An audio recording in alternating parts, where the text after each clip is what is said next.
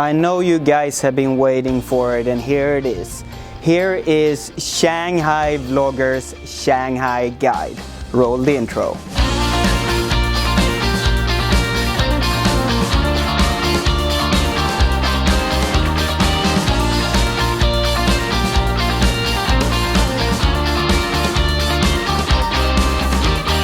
Hi, my name is Magnus Detmer, I'm the Shanghai Vlogger, and today I'm gonna tell you where to go, what to eat, what to do here in Shanghai. And the reason why I do this is, first, of course, I've been living here now for 9 months. I've also been visiting Shanghai plenty of times, so I feel that I kind of know this city by now. Also, I've had friends, family, old colleagues, random people coming to Shanghai and ask me about advice, where to go, what to eat, what to do. So I feel that I've been giving these guides to a lot of different people, but I haven't really showed it in the vlog. So that's what I'm gonna do today.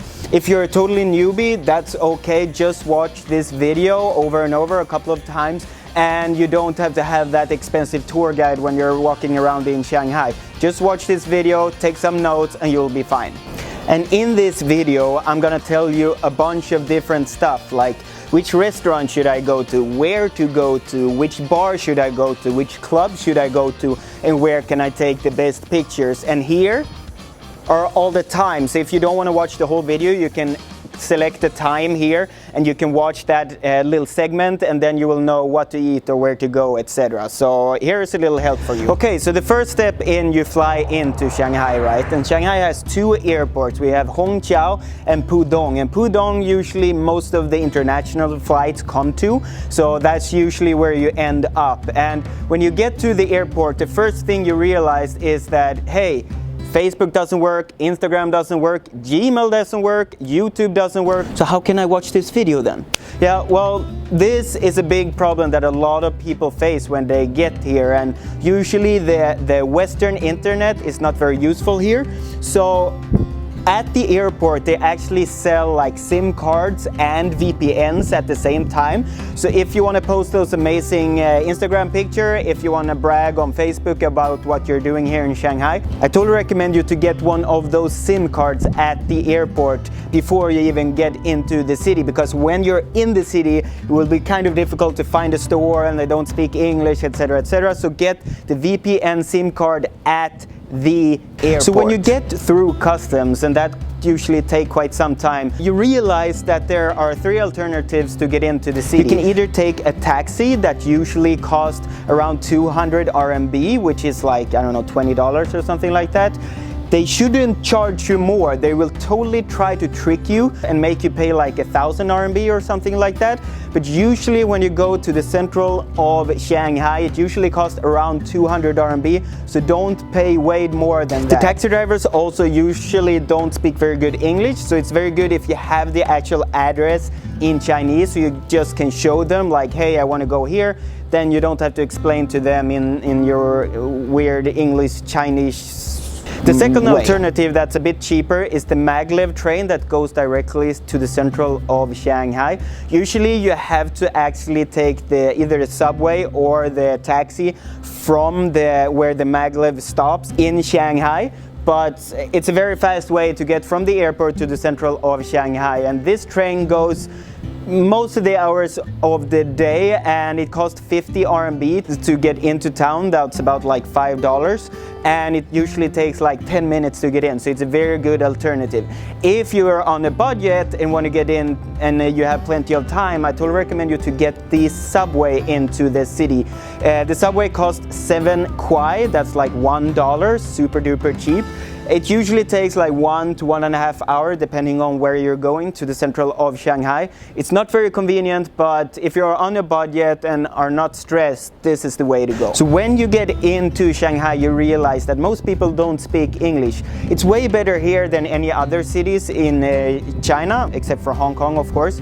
But it's really difficult to get around with English here. So I totally recommend you to get like, I don't know, a translator like Pleco or Baidu Translate. That's a very, very good app. And when you get into town, you want a hotel, right? And there are plenty of alternatives. There are hotels everywhere here, and usually it's quite expensive. I think for an average, like good standard hotel like Hilton, a Hilton night costs around like 1,000 RMB. That's like $100 and $120. There are a bunch of way cheaper alternatives, and of course a lot more expensive alternatives, but just to give you a benchmark, like Hilton cost about 1,000 kwai per night, or RMB per night. There are Airbnbs, but be aware of like which neighborhood you are, which kind of person you get in contact with. I have had really good experience with Airbnb here, but be careful when you use Airbnb. If you're using Airbnb, I would recommend you to stay in an area called Jingan or the French Concession, which is very central of Shanghai. You can of course also get close to the Bund, which is more of a touristy area. It's a little bit more pricey, but you get very close to the amazing view down at the Bund. So that's also very, very cool place to live.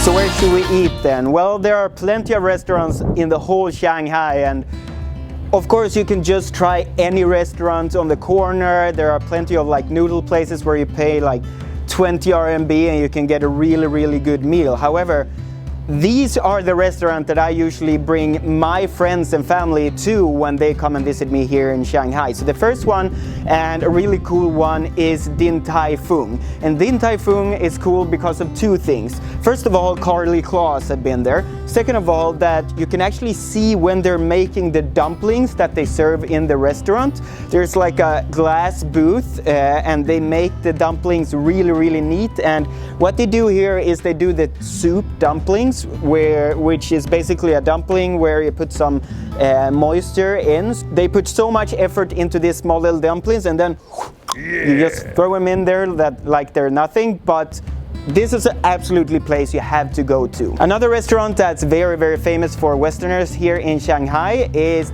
Lost Heaven. This is a Chinese restaurant, but very Westernized. They have English menus, the waitresses speak English, and they've taken out from the Chinese cuisine the things that we Westerners like. So this is a very good start, and you can get beer, you can get wine, you can get all different kinds of drinks there as well. So this is an absolutely must if you're visiting Shanghai for the first time. Then if you're more of a daredevil, I totally recommend you to go to a restaurant that's a 100-year-old noodle restaurant that I made a video about. I'll link that below. This is one of the oldest and one of the best places in Shanghai. This restaurant have been there for 100 years. It has been demolished and rebuilt again because it has so much culture and tradition in that place. It's totally Chinese, no English whatsoever, but the food is and it's super duper cheap. It's like 17 kwai to get a good meal there.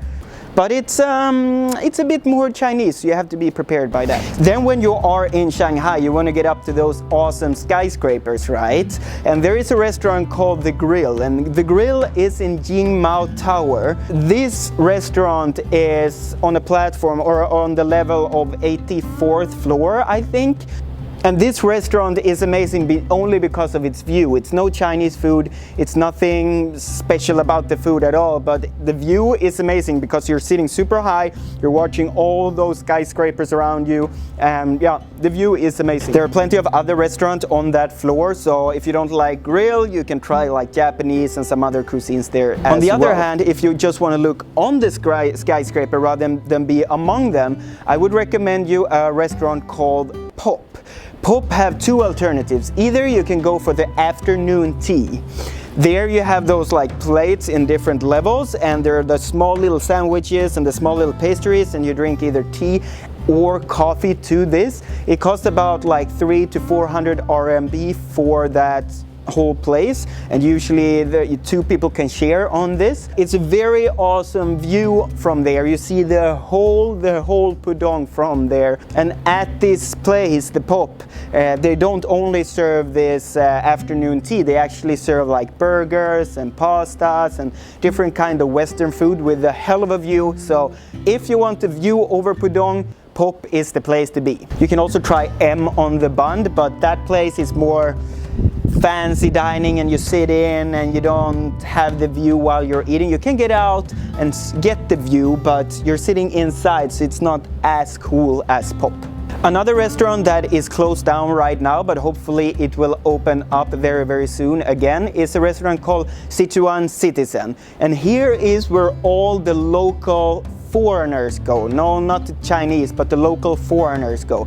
And this place is famous for, of course, good Chinese food. Second of all, a really, really amazing drink called the Basel Drop.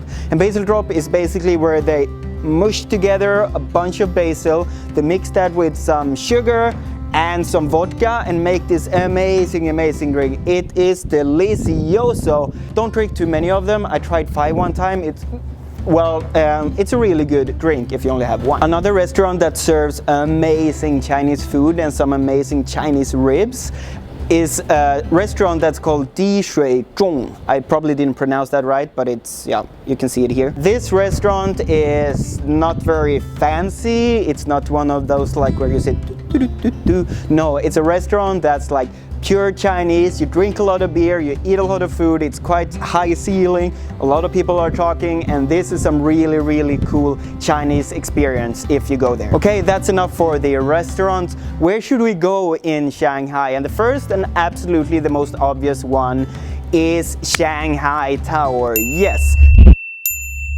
It is the second tallest building in the world, and it's actually the tallest observation deck in the world. So this is a really cool place to start off your trip here in Shanghai, because then you kind of get a good overview over the city. You can check out, okay, there is the river, there is the TV tower, there is Puxi, there is Pudong.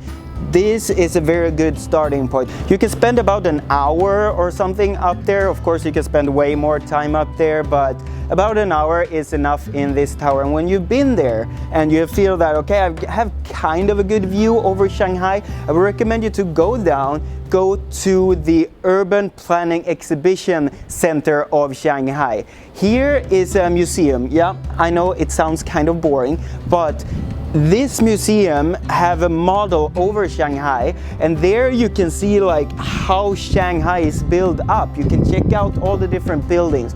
You can check out where you are, where People Square is. You can check out like where to go, where's the French Concession, a lot of different places. This is a very good start because then you get like an overview over the city, and then it's way easier to navigate through the city rather than just running around among these very, very tall skyscrapers, because you will feel very small when you're walking around in this city. So when you have checked that out, I would recommend you to go along the Bund.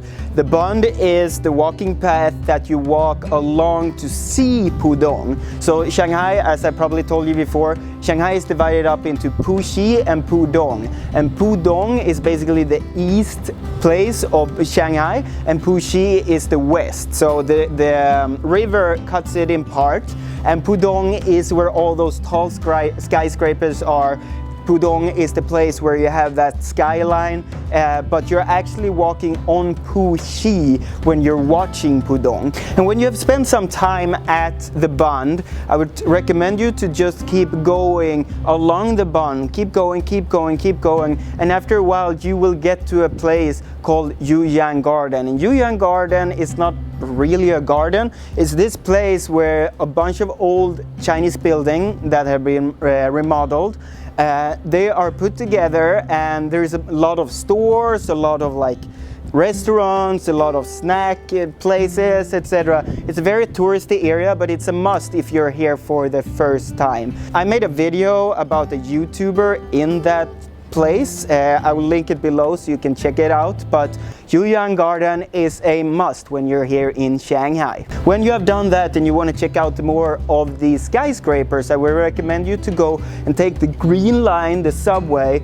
all the way to Lujiazui. And Lujiazui is the subway station where you get up, and there you see the TV towers, and the Shanghai Tower and the bottle opener are very close to that area. And there is a leveled walking path where you can walk along the skyscraper. It's a really cool view, and to get those amazing shots, this is the place to go. And when you're in Pudong, I would recommend you to go down at the subway again, continue with the green line towards Pudong Airport and go off to a station that's called Shanghai Science and Technology Museum, because when you get up in that subway, there is the Shanghai fake market. There is where everybody is buying those fake stuff, everything from like fake watches to fake clothing. You can even tailor stuff there. You can buy a lot of different things at the fake market. So this is one place that everybody want to try when you're here in Shanghai. And when you're done with that, you bought all the different stuff, I would recommend you to, of course, go home, leave all that stuff first. But second of all, you should go to a place called Tianzifang. So this is Tianzifang. Let's say it's a tourist area built on old traditional building. It's very low, a lot of like cool restaurants and bars and touristy stores that sells those small little thingies and stuff. It's a must when you're here in Shanghai. I would recommend you to spend a couple of hours there or more. It's a cool place that's quite touristy, but it's an absolutely must when you're here in Shanghai. I feel like I say that all the time, but yeah, it is a must.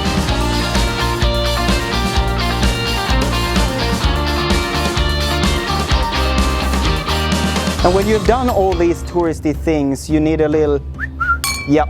Then I have some bars for you that are really, really cool here in Shanghai. Of course, rooftop bars are the ones that we really want to go to, but I'll tell you some where the locals or the Western locals go first. So the absolutely most famous one is absolutely Found 158. This is not actually one bar, it's plenty of bars, and it's down in like a bunker type deal. This is a place that's crowded every day of the week when it's beautiful weather. There you can go and try like Mexican drinks, Italian drinks, Spanish drinks. There are plenty of different restaurants and bars down there, but it's a really cool place if you want to meet like the local Western Shanghaiers. So this is absolutely a must. Shanghai is famous for its hidden bars, and one of those bars are called Flask. Flask is a bar that before you open a little like Coca-Cola machine and you enter, and there's a cool bar in there. However, they changed locations and now it's a new location, but still it's a very cool bar where a lot of locals go. However, now when it's summer, it's beautiful weather, of course, we want to get up to the rooftops. So what are the cool rooftop bars? So there are a bunch of different like rooftop bars here in Shanghai, and one is called Kartel that serves really good drinks. There is a huge terrace, and it's a good way to like start off your evening.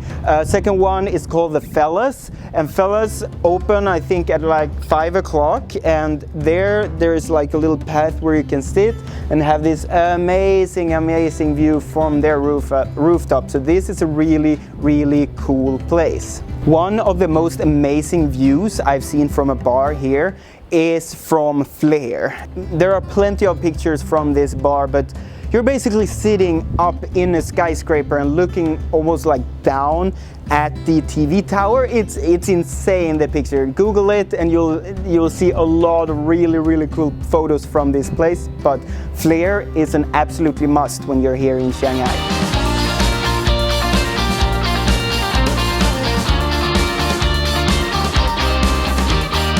So when you've got a couple of cocktails in you and you feel like, yeah, you want to go dancing, where to go then? Well, If you're new in the city, you have to go to a club called Mint. Mint is probably the most famous club here in Shanghai. It's very high up in a skyscraper. They have really good like house music. They have, I think it's like 20 or 25 meter long aquarium with sharks. Yeah, it sounds insane, but this is an absolutely must if you haven't been to Shanghai before. The second one is of course Bar Rouge. Bar Rouge is, yeah, it's quite of a touristy place, but it's a must, and I still go there even though I've lived here for like 9 months. If you want to be more like the locals though, then I would recommend you to go to a club/bar called Revolution. Revolution is in Jingan. It's a bar during daytime until like 10 o'clock at night, and then they close all the windows and they start dance music, and then it turns out to this crazy place. They usually turn like the bar on fire. They put some really good music in there, so it's good vibes, good drinks. Be aware of the fire though. Another club where all the locals go to is Le Baron. Le Baron is a place that's very like crowded, it's low ceiling, it's like hip-hop music. I'm not really a fan of it, but yeah, it's a club where a lot of locals go to. Then there are a bunch of other clubs like Monkey Champagne or Hollywood or Apartment, etc. I would Google those. I'm not gonna tell you more about them. Doesn't this background start to get a little bit boring? Let's jump down to the Bund. Are you ready? Here we go. Okay, that looks pretty awesome, right? Do you see that background? Yep, so now I'm down at the Bund. Wait a second. Camera there. Okay, does it look good? Okay, right now I'm down at the Bund. I have the beautiful Shanghai skyline behind me. That's on the Pudong side. And what I recommend you guys to do is here to the very far left, if you're walking along the Bund, here is not as many people as it is over that side. So if you see over there, there's a hell of a lot of people, so I don't recommend you to go there. I recommend you to stay actually here where I'm standing right now. It's way better if you want to take those crispy Instagram pictures where you're all alone and have that amazing background. Another place that I recommend you to go and check out is Lujiazui, as I told you before. A third place I want you to check out is, if you want to have a good picture of Pudong, you have to go to the restaurant Pop. There they have some amazing view over the over Pudong, so that's a really good place to take those amazing pictures. I think that is it, guys. That is everything I would recommend you to check out as a tourist here in Shanghai. I usually bring a lot of like friends, families, strangers to these places, so it's a must for you when you are here in Shanghai. Also, you'll save a lot of money if you just check out this video many times. You don't have to hire those expensive tour guides. Yeah, that's it, guys. Thank you guys for watching. Give me some love, hit that like button. Also, don't forget to subscribe to me, and I'll give you a lot of cool content from this amazing city called Shanghai. See you guys soon.